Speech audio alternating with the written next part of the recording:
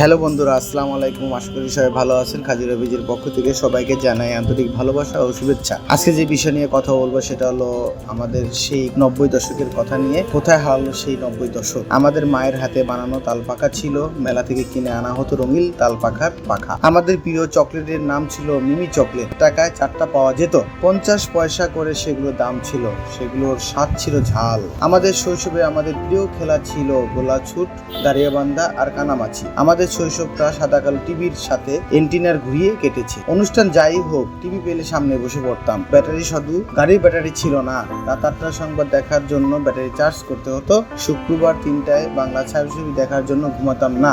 ছবির পেন, ভালোবাসার রোমান্স না বুঝলেও মারামারিটা বুঝতাম, আর এটার জন্য বসে থাকতাম। সব সময় নায়কের পক্ষে থাকতাম। পুরো এলাকা জুড়ে তখন একটা সাদা কালো টিভি থাকতো, আর একজন করে সদস্য বিদেশে থাকতো। আমাদের প্রত্যেকের বাসায় টেলিভিশন থাকুক আর নাই থাকুক, প্রত্যেকের বাসায় অন্তত একটা করে রেডিও থাকতো। ঢাকা ক বা খ, তিব্বত ঘামাচি পাউডার উপস্থাপকের কণ্ঠ শোনার জন্য প্রতিদিন অপেক্ষা করতাম। মন মাতানো বিজ্ঞাপন শুনে আমাদের মন মাতাতো। আশা করি ভিডিওটা ভালো লাগবে।